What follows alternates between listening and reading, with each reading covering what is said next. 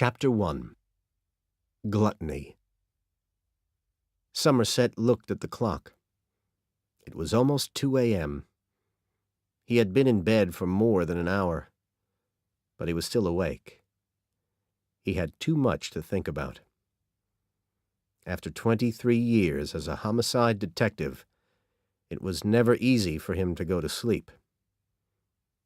A homicide detective sees humanity at its very worst. He sees murders of every imaginable sort. People killed with guns, knives, poison, husbands killing wives, and wives killing husbands.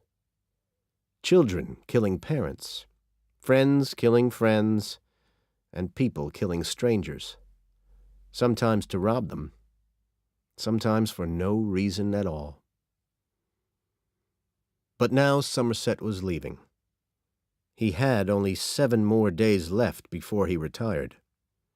Then he could leave the city, forget the crime he had seen, and live quietly in the country. He had seen enough of the violence and crime of the city. His pictures and his books were packed and ready to move to his new house in the country. Only 7 more days. He thought of how long he had lived in the city. He had been married twice. At one time, he had wanted to have children, but not in the city. He knew what living in the city did to children. But deep in his heart, he felt that it wasn't right not to have children. It isn't too late, he thought. 45 isn't too old to have children. He still might meet someone. It was possible. Anything was possible, once he got the hell out of here. Suddenly his stomach was tight. Was he making a mistake? He'd lived his whole life in the city. What if he hated the country? He tried to stop himself thinking and go to sleep. It will all be okay, he told himself. Only 7 more days of crime, of the noise and mess and violence in the city, and then his life would start all over again. That afternoon, he had visited the house he was buying in the country. The house was old and needed some fixing, but he liked it. On the way back, he closed his eyes and started to breathe more deeply. In the morning, the phone woke him from a deep sleep. There had been another murder. As he got out of bed, he wished he didn't care as much as he did. It would make the next 7 days a lot easier. When Somerset arrived at the crime scene, the workers from the police department were taking photographs and looking for fingerprints. The body was on the floor in a body bag, waiting to be taken out. There was a lot of blood on the wall, and a gun on the floor next to the body. "The neighbors heard them screaming at each other," said a policeman. "The man who lives in the back said it was going on for about 2 hours, which wasn't unusual with these two." A young man with short hair and a black leather jacket came into the room. "Detective Somerset?" he asked. "I'm David Mills. Today's my first day on homicide." Somerset shook his hand, but said nothing. Mills watched him walking around the room. Somerset was a thin, middle-aged black man with heavy bags under his eyes and a sad face. Everyone at the precinct had smiled when Mills said that he was going to start working with Somerset. Mills wondered why. "Where was your last job?" Somerset asked him. "Springfield. It's up north." "How many homicides you get a year up there?" "Oh, about 60 or 70. We get that many a month here. Yeah, but We only had 3 homicide detectives up there." Mills didn't want to get into a fight in his new job, but he had left Springfield because he thought that it was too small and unimportant. He wanted to do real detective work. He wanted to feel that he was doing something that mattered. Somerset thought Mills must be a fool for wanting to work in the city. "For the next 7 days," he said, "I want you to remember that you're not in Springfield." Early the next morning, Mills was awake, sitting up in bed. Tracy, his wife, was asleep by his side. She didn't like the city, with its noise and dirt and crime. Mills studied his wife's face. There was always something about Tracy's face. She had big eyes and a small mouth that reminded him of a child. He thought that it made her more beautiful when she smiled. But she didn't smile so often now that they had moved to the city. Her face always looked worried. Even in her sleep, she worried. "Maybe this move is a big mistake," thought Mills. "Maybe Somerset is right. Maybe Springfield is a better place." No, he thought, he was right to move. But he was happy that Somerset was retiring.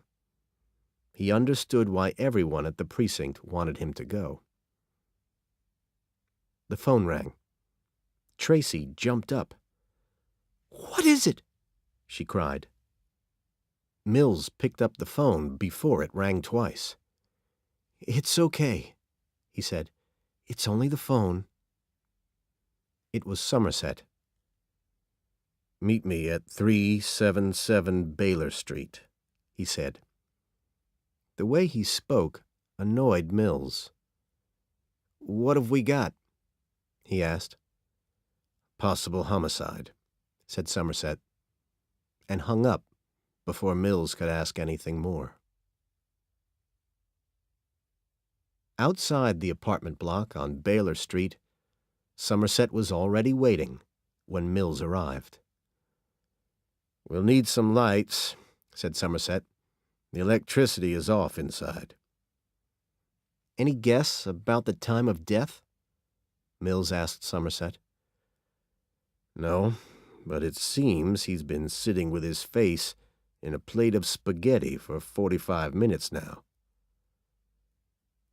Inside the apartment, there were dirty pots and dishes, and open cans and boxes of food everywhere. And there were insects feeding on the garbage. The smell was terrible. A very fat man was sitting at the table with his face in a plate of spaghetti. They had never seen anyone as fat as this man. Somerset saw that his hands and feet were tied. He couldn't understand what had happened. Then the medical examiner came into the room. He took no notice of the detectives. "Do you think it was poison?" asked Mills. Instead of answering, the doctor lifted the man's face out of the spaghetti. "He's dead," he said. "We know that for sure. Point that light you're holding at his mouth." "What do you see?" Somerset pointed the light and looked closer. "There are little blue pieces around his mouth. See?" "Yeah. So what is it, Doc?" "Don't know. I never saw anything like that before." He let the man's head back down into the spaghetti. The dead man's name was Peter Eubanks. The body was in the medical examiner's room, where Mills and Somerset were talking to the doctor. Eubanks had always been heavy, but not as heavy as he was when he was found dead. 304 pounds. The doctor said some of his bones were bending under the weight. Mills wondered whether the man died of poison, but the doctor didn't think so. He explained why, showing Mills parts of the inside of the body, which was cut open for examination. Mills had to make himself look. "Are you saying that he died from eating too much?" Mills asked. "Yes, I think that's exactly how he died." "What about these marks on the back of his head?" Somerset said. "It looks like a gun was pressed against his head." "Very possible, if the gun was pushed hard enough against the skin." Somerset was looking at a row of glass jars on a table. "Doctor," he said, "I want to ask you about one of these." He picked up a clear glass jar. "Were these blue things found around the victim's mouth?" "No." The doctor picked up another jar. "These are the ones from around the mouth. Those you're holding, I found in the stomach." "Any idea what this stuff is?" The doctor shook his head. "I have no idea." He covered the victim's body. Now he had more work to do. 4 bodies came in this morning," the doctor said, "so we've been very busy here."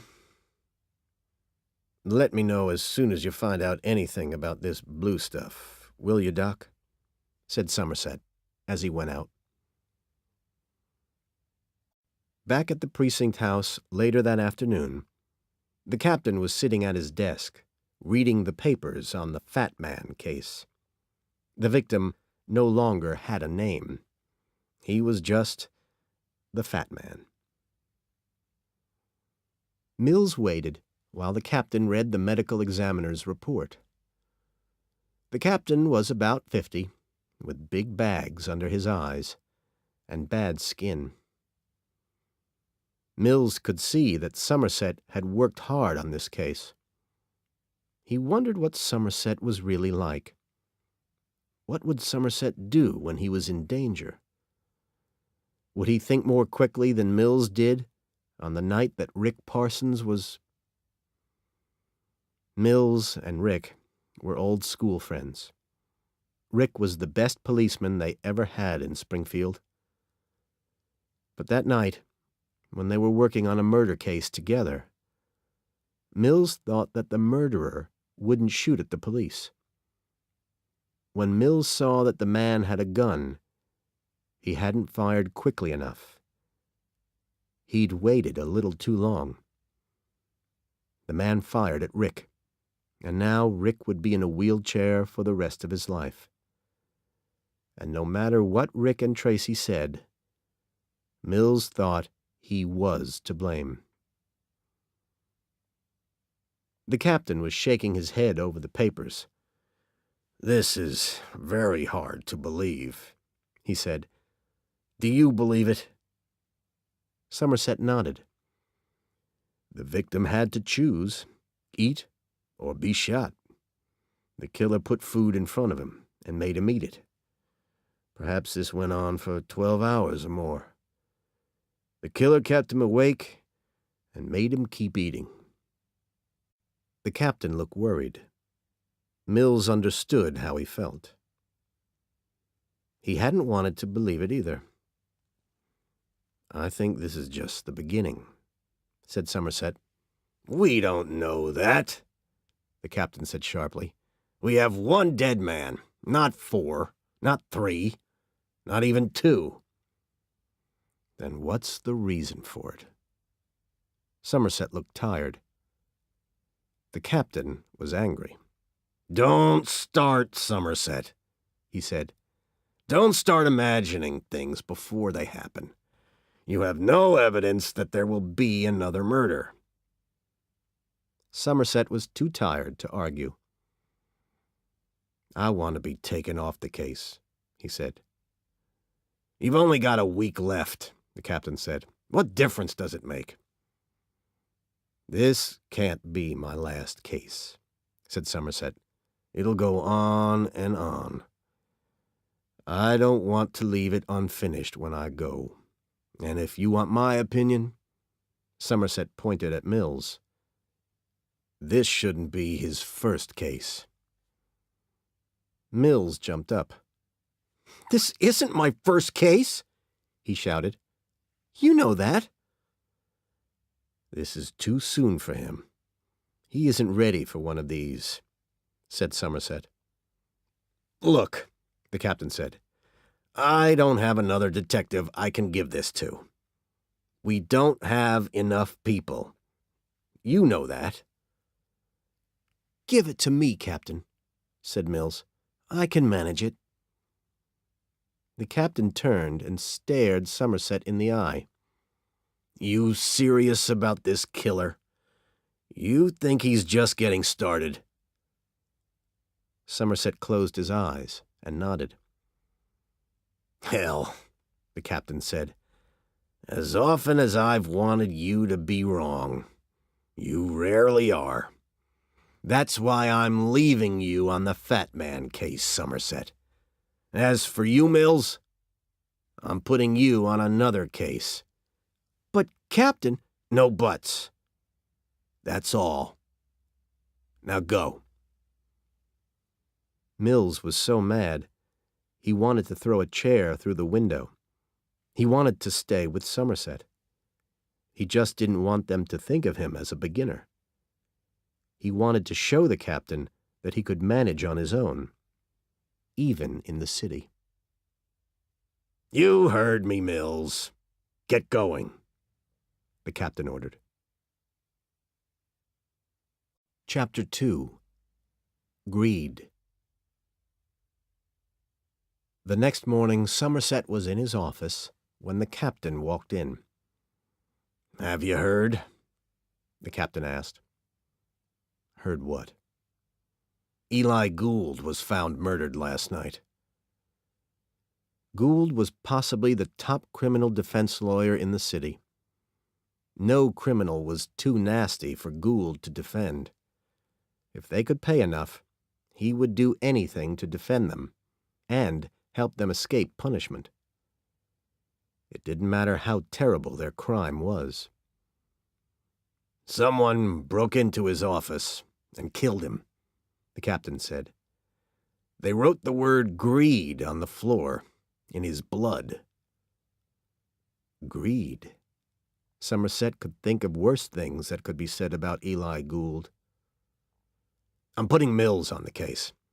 I told him he would soon have a case. I just wish it wasn't this.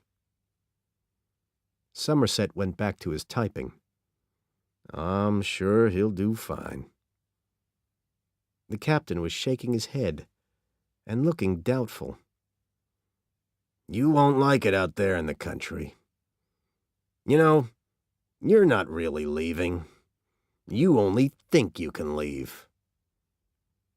I can't live here anymore, said Somerset. I don't understand this place anymore. People used to kill somebody for a purpose, even if it was a stupid purpose. Now they do it for the hell of it, just to see what will happen. The captain let out a deep breath. I hear what you're saying. It's just that I don't want to lose you. They don't make detectives like you anymore. You've got Mills. He'll be okay. But he won't be you. Not if he knows what he's doing, Somerset thought. Oh, I almost forgot, said the captain, holding up a jar with the little blue pieces in it. These were found in the fat man's stomach. The doctor thinks that the killer made him eat them. They're pieces of the floor. Somerset went back to Eubanks's apartment. He wanted to find where the pieces of blue floor had come from. He looked everywhere, but couldn't find anything until he felt under the front of the refrigerator. Then he could see that was where they came from. The larger pieces in Somerset's jar fit the holes. Someone had moved the refrigerator and broken pieces of the floor cover. Somerset managed to pull the refrigerator away from the wall so that he could see behind it. The dirt on the wall was cleaned off, and the single word, gluttony, was written there. A clean white envelope was pinned to the wall. Somerset's blood froze. He reached for the envelope, but it was a little too far away. Later, in his now empty apartment, Somerset was thinking about what he'd found behind the fat man's refrigerator. If he said nothing about it, there would be no link between the murders of Eubanks and Gould. Then it would be Mills's problem. But he couldn't do that. Mills wasn't ready for this. He thought he was, but he wasn't. It was still Somerset's problem. So now he had gluttony and greed. Mills was excited when he saw the note Somerset had found behind the fat man's refrigerator. "So, we have a link between the two killings," he said. He read the note again. "Long is the way, and hard, that out of hell leads up to the light." But what does it mean? Is he trying to tell us something? It just seems crazy to me. It was hard for Somerset to control himself. But instead of telling Mills he was a fool, he held up photos of the words greed, in blood, and gluttony. "You ever heard of the 7 deadly sins, Mills? Greed, gluttony, wrath, envy, sloth, pride, and lust." Understanding slowly showed on Mills's face. "You think he's going to do one for each sin?" "It seems so, doesn't it?" "Oh, no." Mills was shocked. "So we do have a link." "Oh, no is right," thought Somerset. "You wanted the big time," he said. "Well, now you've got it. There are going to be 5 more murders if we don't find the killer." With Mills leading the investigation after his retirement, Somerset had a feeling the killer would do them all no trouble. It wasn't that Mills was no good. He just didn't know anything about this sort of stuff, about serial killers. This wasn't Springfield. As much as Somerset wanted to leave, he couldn't. Not now. He couldn't just leave it with Mills. He had to go on with the investigation. Mills looked at his notes as he walked around Gould's office. On the wall behind the desk, there was a big oil painting. It was a modern painting, just lines and shapes of color, red, green, and black. On the desk, there was a weighing machine with dried blood on it. The letters in blood on the floor had turned red-brown. Mills wanted to find some evidence, something that they had all missed. He wanted to show that Somerset wasn't the only one who knew how to do detective work. Mills believed that the crime scene was the place to solve the crime. There had to be some evidence, some clue, something that would help them find the killer. He picked up a photograph of a middle-aged woman. She had a false smile, too much makeup, and colored red hair. It was Mrs. Gould. On the glass, over the photo, the killer had drawn circles around her eyes in blood. Was this a clue? Mills wondered. Why had the killer drawn these circles? Was she the next victim? Had she seen something? Or did the killer want them to see something? He couldn't understand it. What was it he couldn't see? Was it something so big and obvious that they were looking at it but couldn't see it? The next morning, Somerset was sitting at his desk, working on the Fat Man case, when Mills came in. Mills was carrying a pile of papers on the Gould case. He put it down on the desk and began studying photographs of Gould's office. At first, Somerset wanted to help him, but then he thought that Mills should learn to work by himself. He would learn finally, and Somerset was leaving in 3 more days. In this case, though, people would probably die while Mills was learning. He needed some help, just to show him the right direction. Somerset put down his pen. "You know, this is a serial killer we're looking for here," he said. "You really think I'm a fool?" shouted Mills, angry at Somerset again. "No, I didn't say that." Somerset was sorry he had said it the wrong way. "It's just that we haven't talked about that. I think we should." "I don't." "Why not?" "Because as soon as we call him a serial killer, the FBI will take over the case. Then we'll be working for them." "But—" "No," said Mills. "I don't even want to talk about it." Just then, the phone rang. It was Tracy, Mills's wife. She wanted to talk to Somerset, but Somerset couldn't imagine why. "Detective Somerset," she said, "I wondered if you would like to come and have dinner with us tonight." "Well, that's very nice of you." Somerset's voice was uncertain. "I'm a very good cook," she said, "and I've heard a lot about you. I would like to meet you before you leave." Later that evening, Mills seemed uncomfortable as he and Somerset walked up the stairs to Mills's apartment.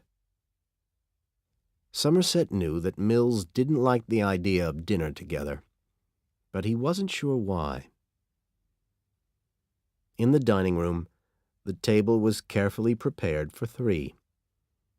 A young woman came out of the kitchen. "Hello, men," she said quietly. Somerset thought that she had a pretty smile. "Hello, Tracy," he said. "Nice to meet you." "Please, sit down," Tracy said. "Can I get you something to drink?" "No, thanks. I'm fine just now." Somerset took off his jacket. He nodded toward the kitchen. "Smells good," he said. Tracy was staring at Somerset's gun. He could see that it made her nervous. "I never wear a gun at the table," he said, taking it off. "It isn't polite." Tracy tried to laugh.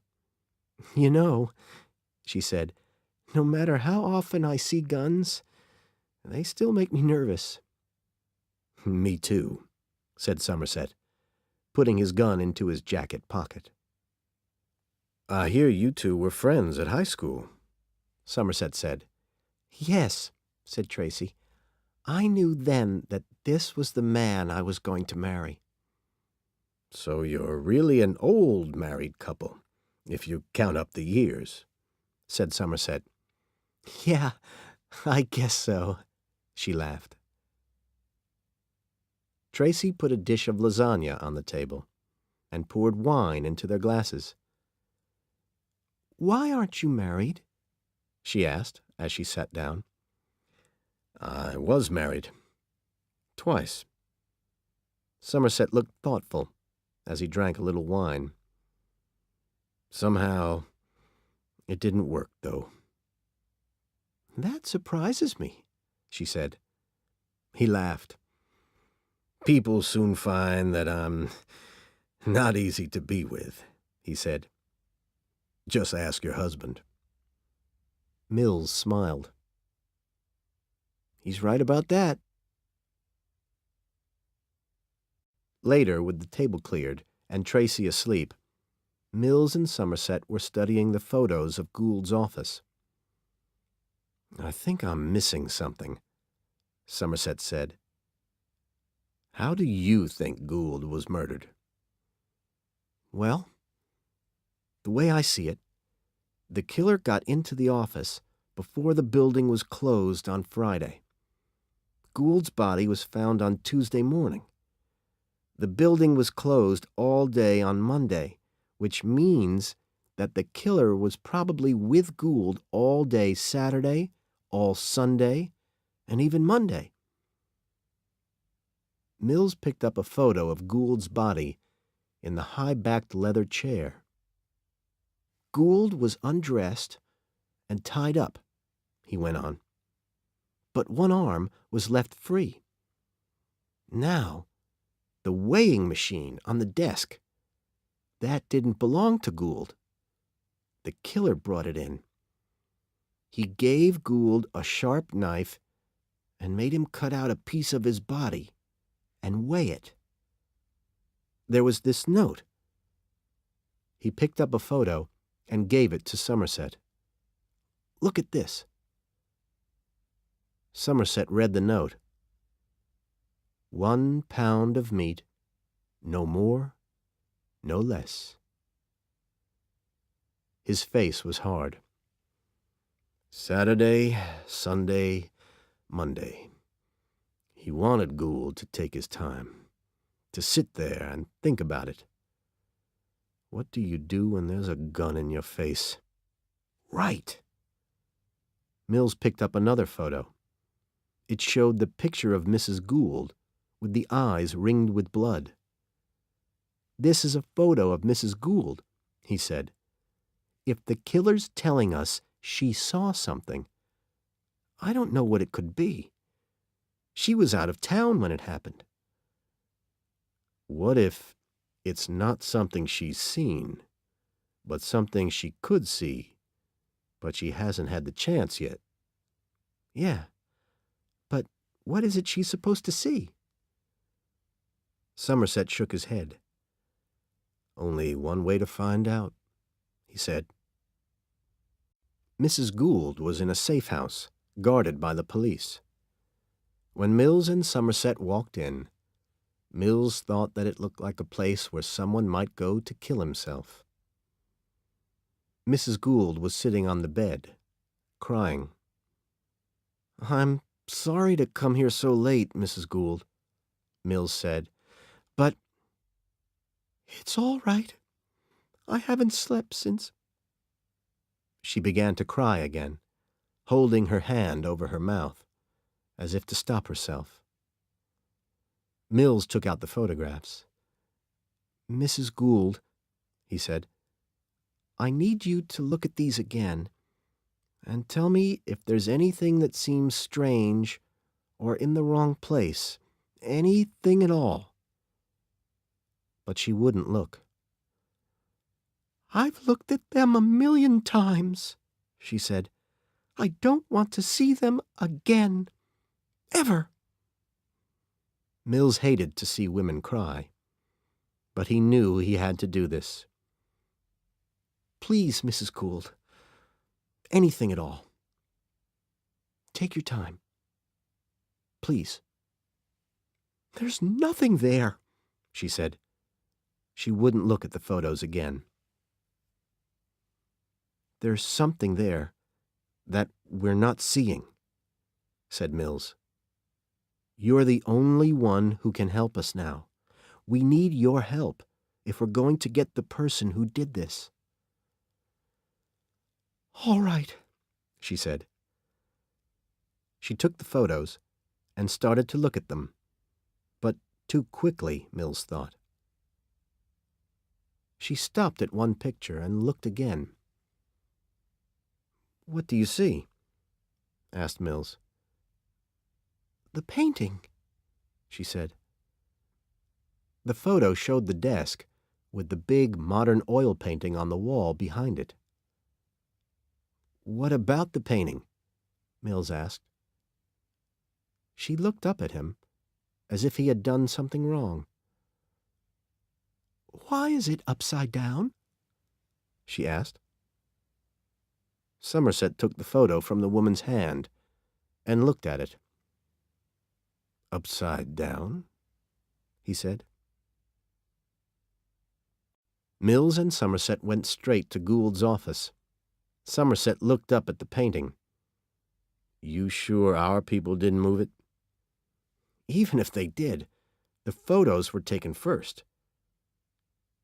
Somerset took the painting off the wall.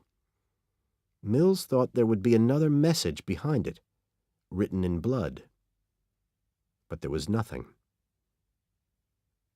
"I don't want to think about the sleep I'm missing because of this," he said. "There's nothing here. He's playing with us." Somerset thought that Mills was probably right. "But there must be something here," he said.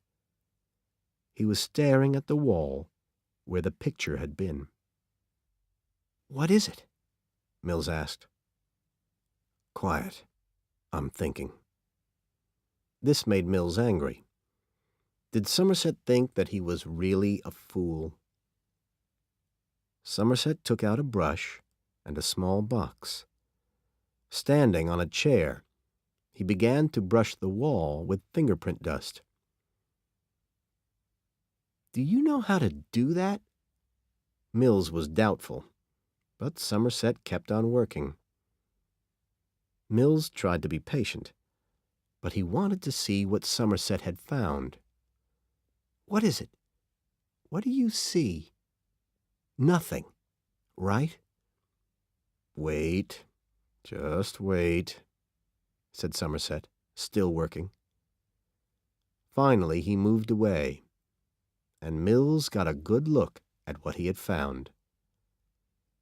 Written in fingerprints, as clear as ink, was, "Help me."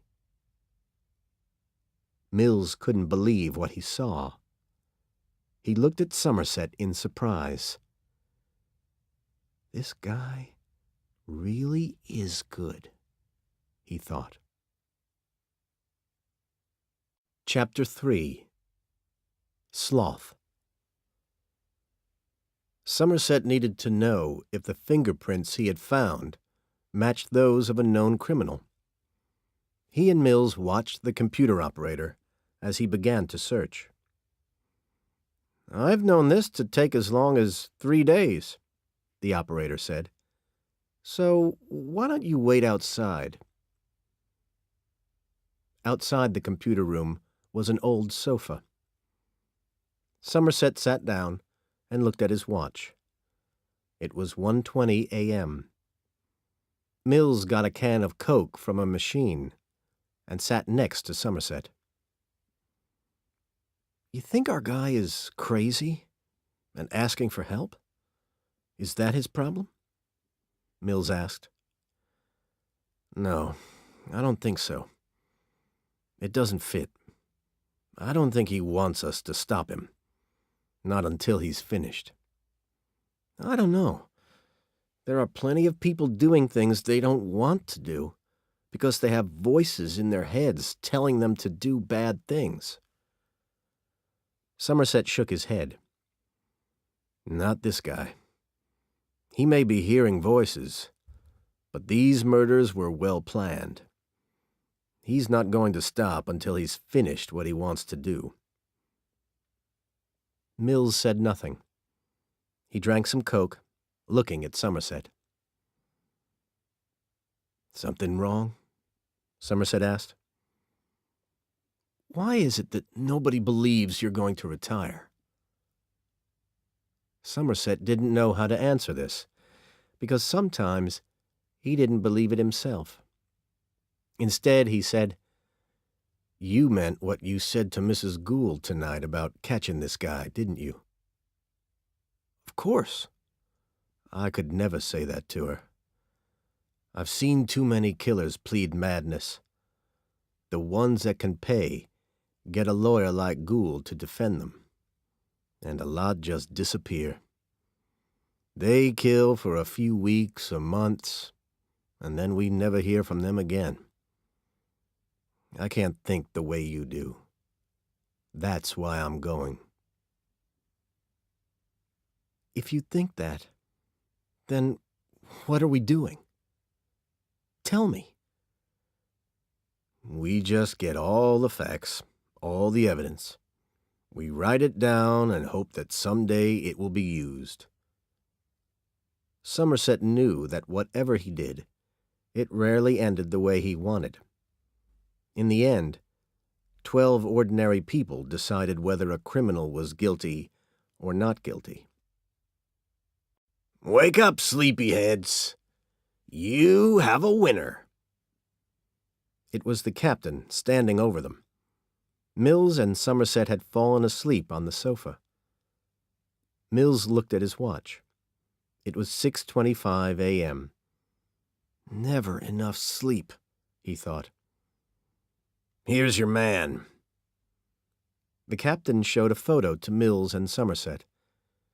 It showed the thin face of a young man with long, stringy hair and lots of rings in his ears.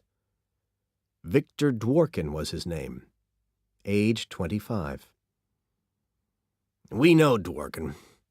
He's been in prison for robbery and sex crimes.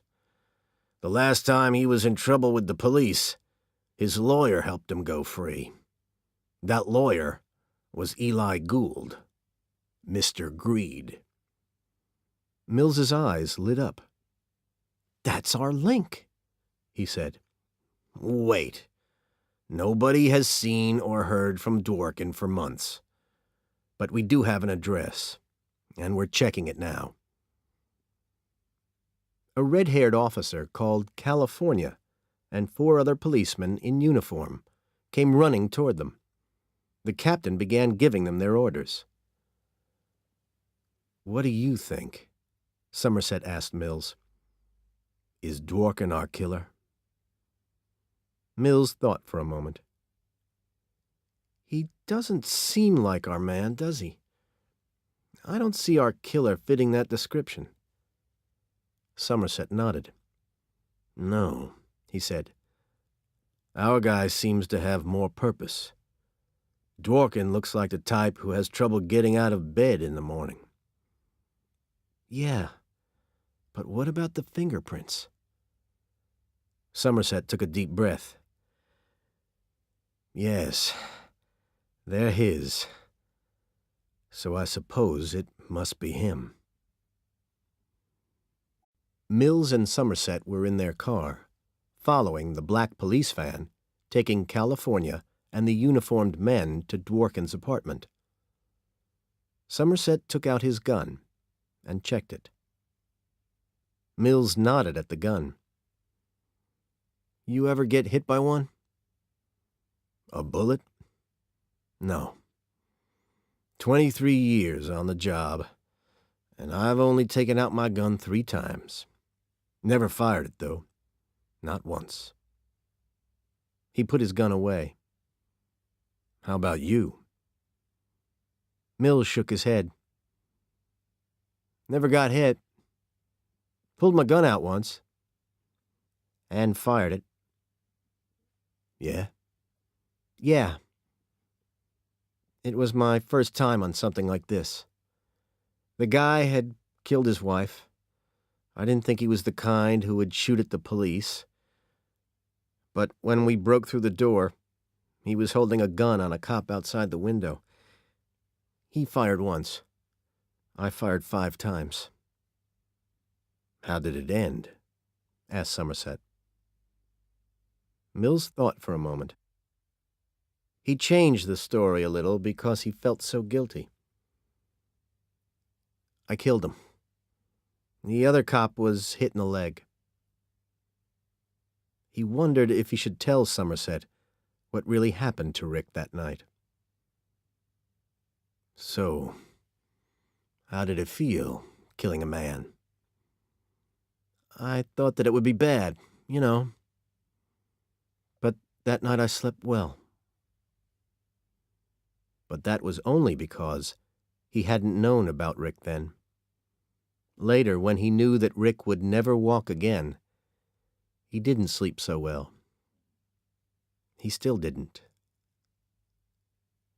Somerset was thoughtful for some time. Then he said, "Well, I've been lucky so far. I never killed anyone." Mills just nodded. Would today be like that night? He wondered. Would Somerset get shot because Mills was too slow?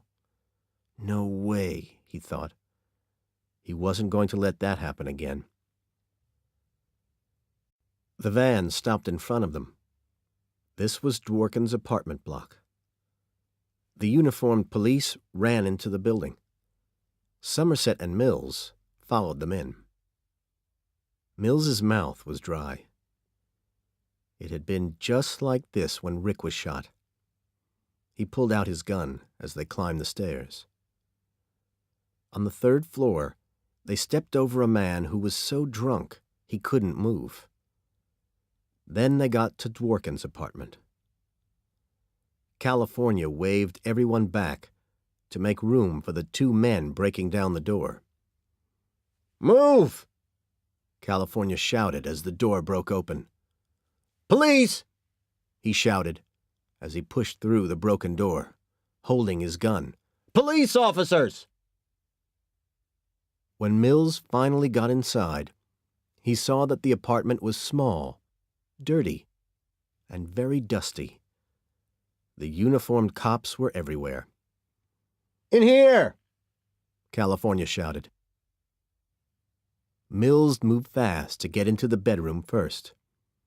There was a body, under a dirty sheet, lying on a small bed. California moved slowly toward it, his gun in both hands. Mills had both hands on his gun, too. All he could think of was that Dworkin might have a gun under the sheet.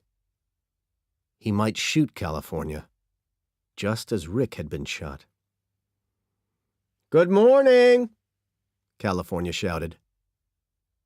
The body didn't move. "Get up!" California shouted again. "I said get up! Now!" Somerset looked in from the door. There was a terrible smell inside. Sloth was written on the wall above the bed. California lifted the sheet. Then everyone could see that Dworkin wasn't going to shoot. The body was tied to the bed. It was so thin that there seemed to be nothing but skin and bones. A bandage was tied over his eyes. Somerset took out a photo of Dworkin.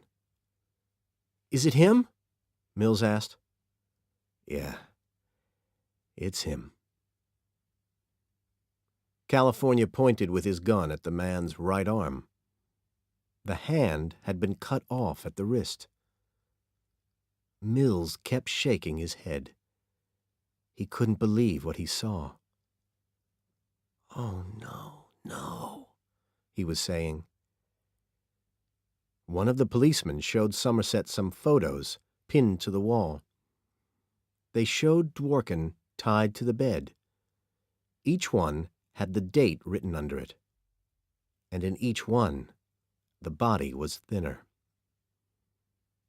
"There are 52 of them," the policeman said. "I counted."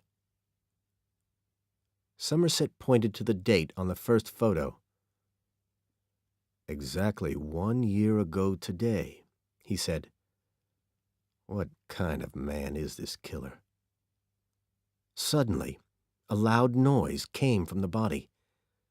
California jumped back and fell over a chair. "He's alive!" he shouted. Dworkin's mouth was open, and his lips moved a little. A strange sound came from his throat. "He's alive!" said California again. "Get an ambulance! Now!" Somerset and Mills were back in the office that afternoon. Somerset looked as if he had the weight of the world on his shoulders. It annoyed Mills. Somerset wasn't the only cop on this investigation. "I want to catch him too," Mills said. "You know that. I want to hurt him." Somerset picked up some papers. "Did you read this?" he asked. "The money for Dworkin's apartment was paid regularly. The killer planned and worked hard to keep Dworkin alive so long. Exactly a year to the day. And he paid for his apartment. He knows what he wants to do, and he's patient." Somerset remembered the note he had found. "Long is the way, and hard, and the 7 deadly sins." Somerset liked to read books. Perhaps the killer did too. That gave him an idea.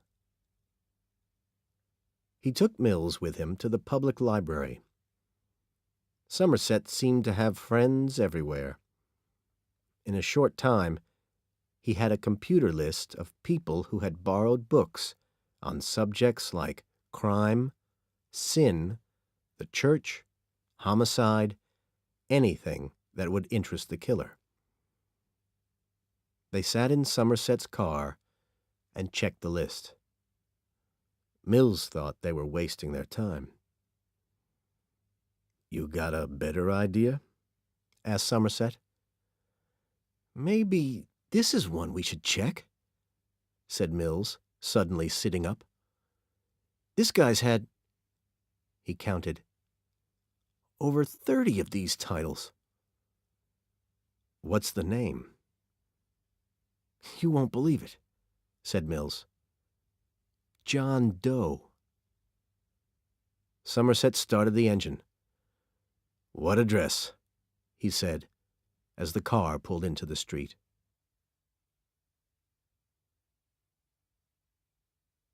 End of CD 1. Chapter 4. John Doe. John Doe's apartment was on a narrow street in a poor part of the city. They took the elevator to the 6th floor. Doe's apartment was in the front of the building, but Somerset thought that even if he had seen them coming, Doe wouldn't know who they were. Mills knocked hard on the door. Somerset heard a noise, but it didn't come from inside the apartment. He turned and saw a dark shape in the shadow of a door. Then he saw the gun. "Mills!" he shouted. They both hit the floor at the same time. The noise hurt Somerset's ears. Big holes appeared in the door of Doe's apartment.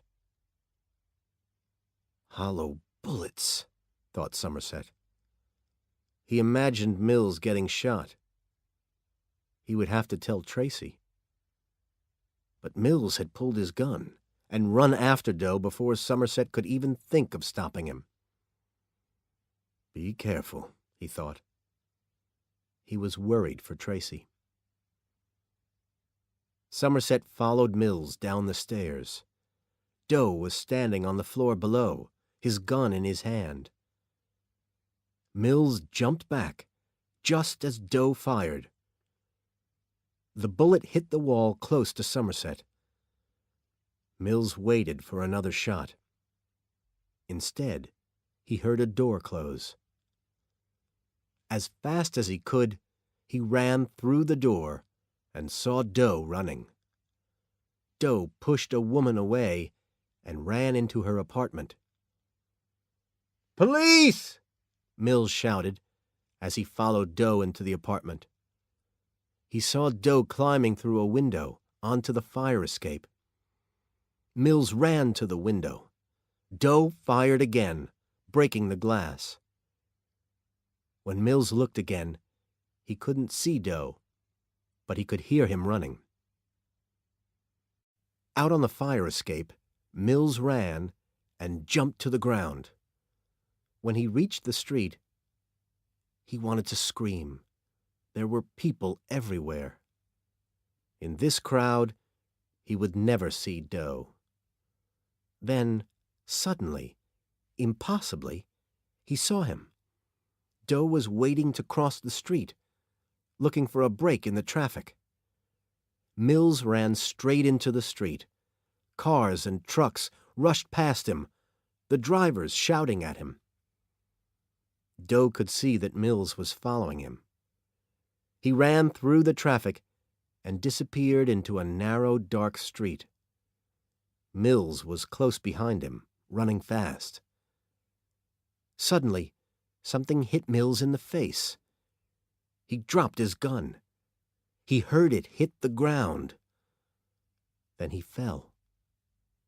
The pain made him weak. A board, he thought. A piece of wood. He didn't see it coming, but that was all he could imagine. Doe had hit him with a board. He was sure that his nose was broken. He was coughing blood, trying to open his eyes. He saw a pair of legs and a hand picking up his gun. He tried to reach it and get it back, but the pain was too bad. Then he could feel his own gun pressed against his face. His mouth was full of blood. He couldn't see. He was helpless. After a moment, the gun was gone. He was still alive. Then he felt something hit his chest. Then again, and again. Bullets. Doe was throwing the bullets at him, emptying his gun. He heard Doe running again and began feeling for the gun and the bullets like a blind man. "Mills!"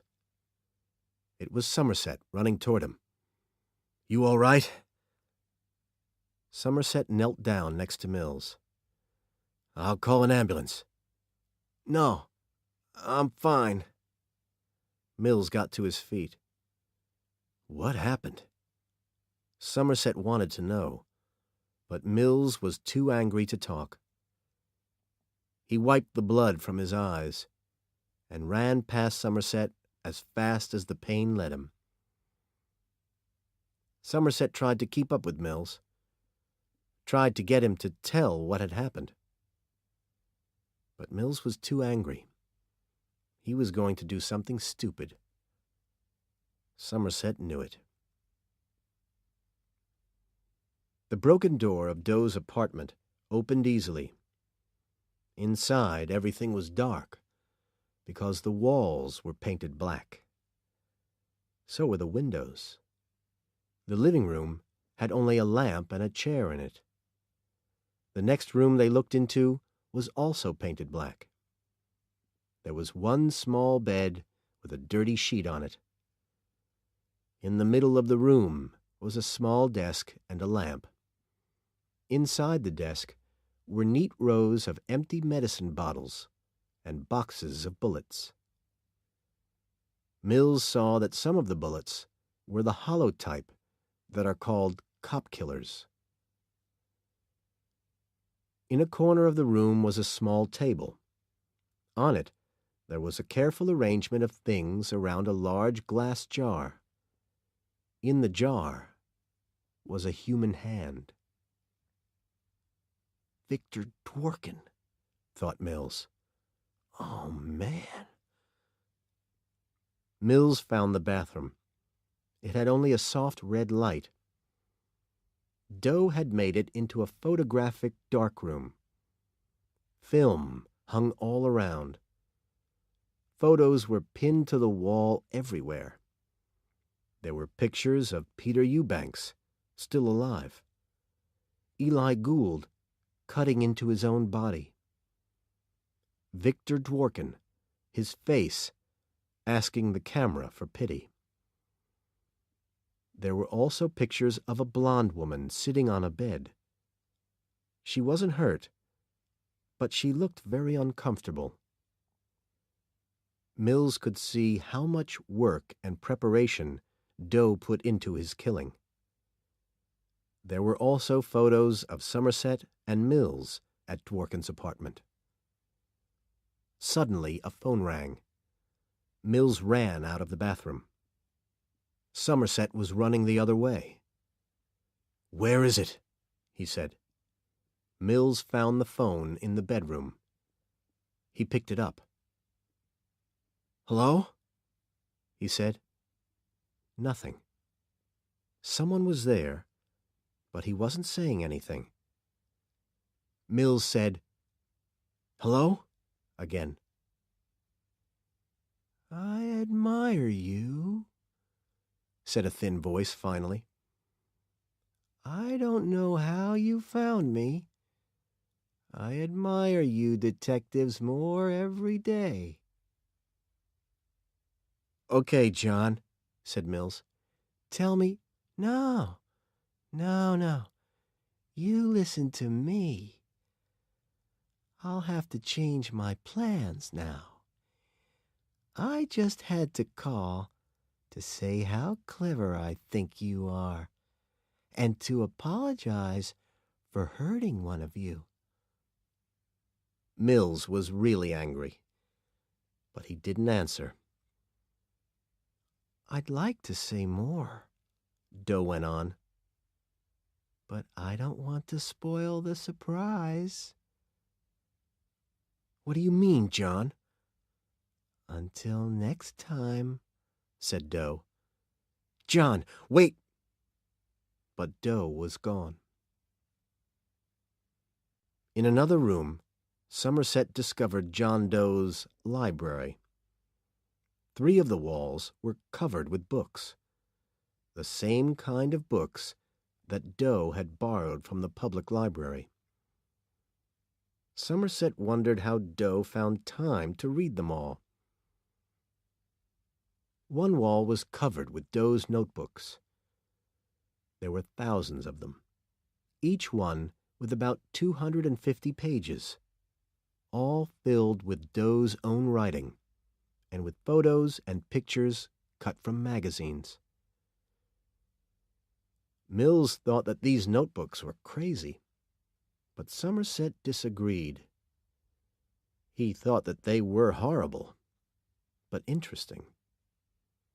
Doe's writings frightened Somerset, but he spent hours reading the notebooks, trying to understand Doe's thinking. Doe didn't like all the horrible things that people had to live with these days. Somerset agreed with Doe about a lot of this. That was why he wanted to retire and live in the country. But Doe wanted to change things. The problem was that Doe was also horrible. Murdering people couldn't make anything better. Mills came into the room where Somerset was reading. "Does he say anything about the murders?" he asked. "No, I haven't found anything yet," said Somerset. "Do you have anything new?" Mills showed him a photo of a blonde woman standing on a street corner. "There are pictures of her in the bathroom, with other pictures of Doe's victims." Having your picture taken by Doe wasn't a good sign. "Any idea who she is?" asked Somerset. Mills shook his head. "Whoever she is, she caught Doe's eye." "Better check it with the office," said Somerset. "Maybe they know who she is. Perhaps we'll get lucky and find her while she's still breathing." Somerset looked at his watch. It was past 11. "Better go home now and get some sleep," he said.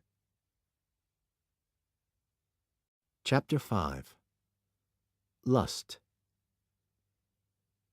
An hour later, Somerset was lying in bed when the phone rang. It was Tracy. He looked at the clock. It was after midnight. "Tracy, is everything all right?" he asked. Yes, everything's fine. I'm sorry to call you so late. I need to talk to someone. Can you meet me somewhere? Maybe tomorrow morning?" "I don't understand, Tracy," said Somerset. "You sound worried." "I feel really stupid, but you're the only person I know here." "I'll help you if I can, Tracy," he said. He couldn't imagine what he could do for her. "If you can meet me tomorrow, call me. Please. I have to go now. Good night." She hung up. The next morning, Somerset met Tracy in the Parthenon coffee shop near the precinct house. "So, what's on your mind, Tracy?" he asked. "You know this city," she began. "You've been here a long time. I haven't." Somerset nodded. "It can be a hard place," he said. "I haven't been sleeping well since we came here. I don't feel safe, even at home." He didn't know what to tell her. Maybe she should talk more with her husband. "Talk to him about it," he said. "He'll understand." "I don't know why I asked you to come," she said. Her hands were shaking. "You know that I'm a teacher," she went on. "I've been trying to get work in some of the schools here, but the schools are horrible." She was starting to cry. "What's really worrying you, Tracy?" he said. I'm going to have a baby." "Tracy," said Somerset, "I'm not the one to talk to about this." "I hate—" Mills and Somerset pushed past the crowd of people. Inside, the walls were painted red, and the red lights made it more red. The red light and the beat of the heavy metal rock music reminded Mills of a scene from hell. "Detectives?" A confused cop led them to a room with a strong light that went on and off quickly. "They're in there," said the cop, stopping at the door. "But I don't want to go in there again. I'll wait right here." Mills stepped carefully into the room. He was confused by the light. The music was just as loud in there. Two medical workers were trying to calm a man with no clothes on. He was about 55 years old, with dark gray hair. His hands were tied behind his back. On a large bed in the middle of the room was a body covered with a sheet. There was a lot of blood on the sheet. Some of the victim's blonde hair hung over the edge of the bed. It made Mills think of Tracy, and that made him angry. Why did anything in this hell make him think of his wife? "He made me do it!" the gray-haired man shouted, fighting with the medical workers. "He had a gun!" The word lust was written on the wall over the bed. Mills was so angry when he saw it that his hands were shaking. Somerset was looking at the body. "You won't want to see that more than once," warned the medical worker. "He had a gun!" shouted the suspect again. "He made me do it!" Mills was looking over Somerset's shoulder. What they saw made them feel sick. There were no marks on the top part of the body, but lower down. "He asked me if I was married," said the suspect. He was quieter now. "He had a gun in his hand." "Where was the girl?" Somerset asked. "The girl? What do you mean?" "Was she on the street?" "She was on the bed. Sitting on the bed." "Who tied her down?" Somerset asked. "You or him?" "He had a gun. A gun." The man was starting to cry. "He had the gun in my mouth." Mills remembered the taste of the gun in his own mouth after Doe had hit him in the face. His stomach was turning over. He took out his notebook and turned to the page where he had written the 7 deadly sins. "Another one down," he thought, his hand shaking. 3 more to come. Envy, wrath, and pride. He looked at the blood on the sheet. "What next?" he thought. Holy God, what next? Chapter 6. Pride. The phone woke Mills. He sat up suddenly. Tracy's nails were digging into his arm. "David, what is it?" Mills picked up the phone quickly. "Hello?" "I've done it again." Mills's blood turned to ice. He knew that voice. It was John Doe. How did he get Mills's number? "Doe, are you there? Talk to me!" But it wasn't Doe. It was Somerset. Mills was angry. "What's wrong with you, Somerset?" he shouted. He looked at the clock by the bed. It was 4:38 in the morning. "I just got a call from the officer guarding Doe's apartment," said Somerset. "Doe called there and left the message you just heard." "Is that all he said?" "Yes. We also found another body." Pride. Tracy looked worried. "David," she said, "what's happening?" Mills's head was hurting. "I wish I knew," he said. When Mills arrived at the new crime scene, the police department workers were already busy. Somerset and the medical examiner were in the bedroom. The first thing Mills saw were the words on the wall over the bed.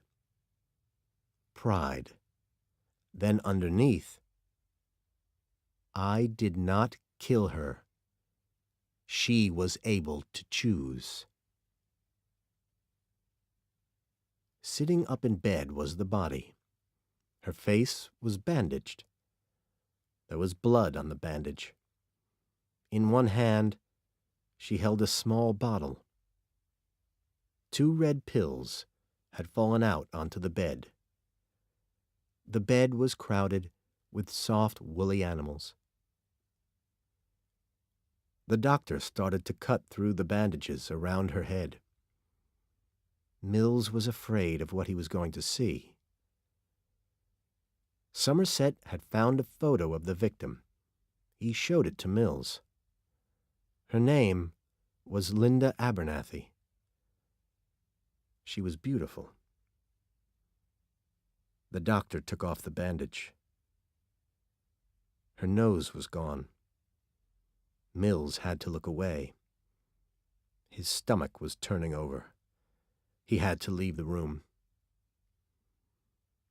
"The killer cut off her nose," said Somerset, "and gave her the bottle of pills. She could choose to live without a nose or kill herself." Mills and Somerset drove back to the precinct house through the slow-moving traffic. As they got out of the car, a man got out of a taxi and followed them into the building. "Excuse me, detective?" Mills kept on walking. "Detective!" Mills turned around and almost fell over with surprise. It was John Doe. Doe smiled and held up his hands. His shirt and pants were wet with blood. Mills couldn't believe this was happening. "It's him!" California suddenly shouted. He pulled his gun and ran up to Doe. Pushing his gun against Doe's ear, he shouted, "On the ground! Now! Move!" By this time, Mills and several other cops had their guns pointed at Doe. Somerset ran back down the stairs. "Be careful!" he shouted. Doe was lying on his face, doing what he was told, but Mills wasn't going to take a chance. He stood over Doe with his gun pressed against Doe's neck. "Hands behind your head," he ordered. "Don't move." Doe turned his head and smiled at Somerset. "Hello," he said. California shouted, "Shut up!" and pushed Doe's head to the floor. "What is it?" whispered Mills to Somerset. "I don't understand this." Somerset could only shake his head. Doe looked at Mills again. "I want to speak to my lawyer," he said. Chapter 7. Envy and Wrath. Somerset watched through the glass as Doe talked to his lawyer. Doe was calm and smiling. He looked like any ordinary man. He didn't look like a killer. Doe's lawyer was asking questions and taking notes. Somerset couldn't hear what they were saying, because the rules of American law won't let anybody hear what a criminal says to his lawyer. Mills and the captain watched over Somerset's shoulder. "When can we question him, Captain?" asked Mills. "You can't, because he's saying he did it. It goes straight to the public lawyer's office." Mills shook his head. "He wouldn't just say he did it. It doesn't make sense. He doesn't feel sorry. Look at him." "He's not finished yet," said Somerset. The captain laughed. "What can he do in prison?" "I don't know. But I do know he's not finished yet. He can't be. He's still got envy and wrath to go before he's finished." "Maybe he's already finished. We just haven't found the bodies yet." "I don't think so," said Somerset. "He likes sending messages. Why would he keep quiet about the last two?" That afternoon, Mills and Somerset were called to the captain's office. Doe's lawyer, Mark Swar, was there. The captain nodded to Swar. "Tell them," he said. Swar turned to the two detectives. "My client has told me that there are two more bodies, two more victims, hidden. He says he will only tell where they are to Detectives Mills and Somerset, and only at 6 o'clock today." "Why us?" Mills asked. "He says he admires you." "This is all part of his game," said Somerset. "My client also says that if you don't take his offer, he will plead madness and the bodies will never be found. If you do take his offer, he'll plead guilty to all the murders right now." "If your client pleads madness," said Somerset, "what you're saying would show that he isn't mad." "Perhaps," said Swar. "But think of what the papers would say if the police didn't try to find the bodies of two of his victims." "If there really are two more bodies," said Somerset. He knew that it was wrong to do what Doe wanted, but he couldn't see any other possibility. Mills and Somerset sat in a police car on the precinct parking lot. John Doe was in the car with them. A mile away, California and two cops with guns waited in a helicopter. As the helicopter lifted into the air, a uniformed cop gave Somerset the sign to move. Somerset and Mills had microphones on them. California would be in the helicopter, listening to everything that was said. If anything went wrong, he would be right there. Somerset drove through the city streets until they left the buildings behind. 20 minutes later, they were on the freeway, driving through the desert. "Stop here," Doe said. "This will be fine." Somerset slowed down. There was nothing but desert. Further along the road was a long, low building. That was all they could see. Somerset stopped the car. Doe looked at Mills. "Can we get out now, Detective?" he said. Mills and Somerset looked at each other. It was hard to know if this was part of the plan or just madness. Somerset looked for the helicopter, but he couldn't see it. He couldn't imagine what Doe wanted to do here. They were in the middle of nothing. But if anything happened, the helicopter would be there like a cat on a mouse. Doe was looking back down the road. "What time is it?" he asked. "Why?" said Somerset. "What are you looking for?" He looked at his watch. It was just past 7. "It's close," Doe said. "It's coming." In the distance, a white van was coming along the road toward them, making a cloud of dust. Somerset took out his gun. "Stay with him," he shouted, and started running toward the van. Mills pulled his gun and held Doe more tightly. "Wait!" he shouted at Somerset. But Somerset kept going. Mills put his gun to Doe's face. "Don't move," he said.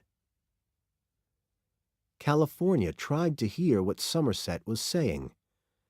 There was a lot of noise on his radio. "Delivery van," he heard. "Don't know what—" Did Somerset need him or not? Doe was strangely calm. "It's good we have some time to talk," he said, and began walking toward Somerset. "Down!" ordered Mills, pushing Doe to his knees. He kept his gun pointed at Doe while he watched Somerset. Doe turned his head back. He was still smiling calmly. "I envy you, detective," he said. Somerset fired a warning shot into the air. The van stopped quickly. "Get out!" he shouted at the driver. "Get out with your hands over your head. Now!" The driver got out, hands high. "Don't shoot me!" he cried. "What do you want? Just tell me. I'll give you whatever you want." "Who are you?" Somerset kept his gun pointing at the man. "What are you doing out here?" "I'm working. I'm delivering something." "Who to?" Somerset kept his gun to the man's head as he opened the back of the van. "It's that one." The man pointed to a box. "This strange guy gave me $500 to bring it out here, at 7 o'clock exactly. I'm a little late, but—" "Get it out on the ground," Somerset ordered. "Slowly." The delivery man put the box on the ground and stepped back, his hands on his head. Somerset saw that Detective David Mills was written on the box. California could hear Somerset through the noise. "There's a box here. It's from Doe. Don't know what. Going to open it." "Call the bomb department," California told the pilot. "Get them out here, quick." "Should I go down?" asked the pilot. "No. Wait. He hasn't asked us yet." Mills tried to see what Somerset was doing. The delivery man started to run. Somerset was chasing him away, ordering him to run. Doe was still talking. "I wish I was an ordinary man," he said. "I wish I had a simple life." Somerset was on his knees, doing something in the road. "What's going on?" said Mills to himself. Somerset took out his knife and began to open the box. Inside was something heavy, with plastic sheets around it. There was blood on the plastic. He looked inside. "Oh, Christ." He fell back onto the ground, suddenly weak, not wanting to look, but he had to look. "Oh, Christ, no." He felt sick. Mills could see that something was wrong. He pulled Doe by the shoulder. "Get up! Stand up! Let's go!" Doe tried to walk, but he couldn't move fast enough for Mills. "You've made a good life for yourself, detective." "Shut up and walk!" ordered Mills angrily. Somerset took deep breaths to keep himself from falling. His legs were weak. He held on to the van, his stomach turning over. When he looked up, his eyes were full of tears, and he couldn't see clearly. But Mills and Doe were coming toward him. "Oh, God, no. No. Somerset? Mills shouted. What the hell is going on? Throw down your gun, Somerset shouted. What are you talking about? Mills shouted back. Doe was still talking. I'm trying to tell you how much I admire you. And your pretty wife, Tracy.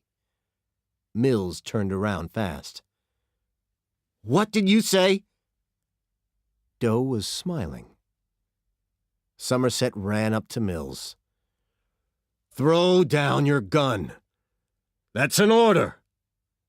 You're retired, said Mills. I don't have to listen to you. He moved closer to Doe. His gun pointed at the killer's chest. I visited your home this morning, Detective, said Doe. You weren't there. I tried to play husband, tried to be a simple man, but it didn't work. I took something with me, though. Mills's face showed his pain and confusion. He turned to Somerset for some answers. Somerset held out his hand, his eyes filled with tears. Give me the gun, he said. I took something to remember her by, said Doe. Her pretty head. I took it because I envy your ordinary life, Detective. It seems that envy is my sin. That's not true, screamed Mills, pushing his gun in Doe's face. Say it! It's not true! Somerset pulled Mills away. I can't let you do this, Mills. What's in the box, Somerset? Tell me! Somerset couldn't say the words. I just told you, Detective, said Doe calmly. Shut up! Mills shouted. Become wrath! Doe wanted to make Mills more angry. Shut your mouth! Mills hit Doe across the face with his gun. This is what he wants, Mills. Can't you see that? Kill me, Detective. He wants you to do it, said Somerset. Don't do what he wants. Murder a suspect, Mills, and you throw everything away. We'll say he tried to run, and I shot him. We'll work out the details later. No one has to know. They'll get you, Mills. They won't care who he is. A cop who kills a suspect can't defend himself. Forget about it. You'll go to prison. I don't care. If you're gone, Mills, who's going to fight the fight? Don't listen to him, said Doe softly. Kill me. You're wrong, Somerset argued. Who will take my place if you're not here? Tracy pleaded for her life, Detective, and for the life of the baby inside her. Mills looked confused. His hands holding the gun were shaking wildly. You didn't know. Doe looked shocked. Somerset was suddenly tired and weak. If you kill him, Mills, he wins. Doe closed his eyes, his hands held together in front of his face. Okay. He wins. Mills fired the gun, and the top of Doe's head flew off as he fell backward. Bloody pieces lay in the dusty road. Mills dropped his gun. He turned and started to walk, but only took a few steps before he fell to his knees, holding his face in his hands. Somerset looked at the body. A pool of blood spread from what was left of Doe's head. Somerset closed his eyes. He didn't want to see any more. 2 hours later, Somerset was still there. There was a circle of police cars with their headlights shining on the crime scene. They had taken Mills away more than an hour ago. The captain walked over to Somerset. "It's over," he said. "Go home." "What happens to Mills now?" Somerset asked. "We'll get him a good lawyer, but he'll go to prison. No doubt about that." So Doe did win. He got 7. 8, if you count Mills. 9, actually, if you count the baby. Somerset had a hard time saying it. "Go home," the captain repeated. "You're retired now." "I've changed my mind. I'm staying." "I don't want to retire." "Are you sure?" "I'm sure." He opened his car door. "See you Monday," he said. He knew he could never leave now. With Mills gone, someone had to stay to fight the fight.